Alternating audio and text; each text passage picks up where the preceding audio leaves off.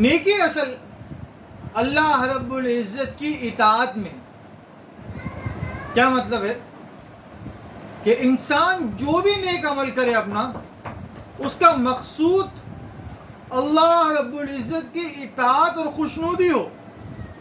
مقصود دنیا کی چیز اور دکھلاوا نہ ہو، مقصود یہ نہ ہو. اس کی وجہ یہ ہے کہ اللہ رب العزت ارشاد فرماتے ہیں کہ لیس البر ان تولوا وجوہکم قبل المشرق والمغرب، کہ کمال اور نیکی اس میں نہیں ہے کہ تم منہ اپنا قبلے کی مشرق کی طرف کر لو یا مغرب کی طرف کر لو. اس آیت کی ذیل میں جساس رازی رحمۃ اللہ نے لکھا ہے احکام القرآن میں کہ اصل اطاعت وہ کس چیز میں ہے؟ اصل اطاعت اللہ رب العزت کے حکم کے اندر ہے. مثلا اللہ رب العزت کا حکم ہے ایک عمل کا، نماز پڑھنے کا حکم ہے، یا جیسا ابھی اس وقت قربانی کا سیزن ہے، تو پہلی چیز کیا ہے کہ اس عمل کو کرنا. پھر دوسری چیز کیا ہے کہ اس عمل کو کرنے کے دوران اپنی نیت کو خالص رکھنا.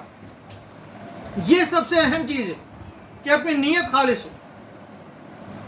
بس قربانی کے لیے اب جانور لے کر آ رہے ہیں، شیطان نے یہ دیکھ لیا، شیطان نے یہ دیکھا کہ یہ شخص قربانی سے رکے گا نہیں، قربانی کرنے سے یہ شخص رکے گا نہیں، اللہ کا حکم پورا تو کرے گا، لیکن اب اس کا عمل خراب کیسے کیا جائے؟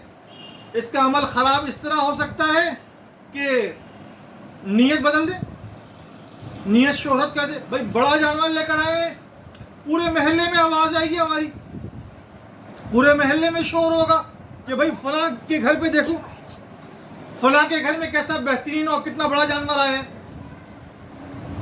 تو جو اصل مقصود اخلاص تھا وہ نکل گیا.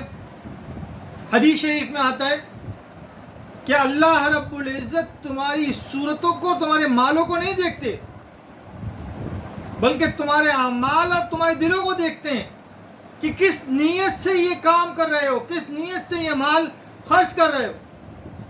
ایک حدیث میں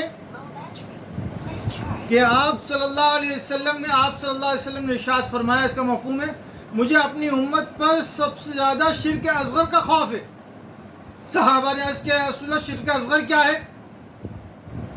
تو آپ صلی اللہ علیہ وسلم نے ارشاد فرمایا اس کا مفہوم ہے کہ عمل دکھلاوے کے لیے کر لیا جائے.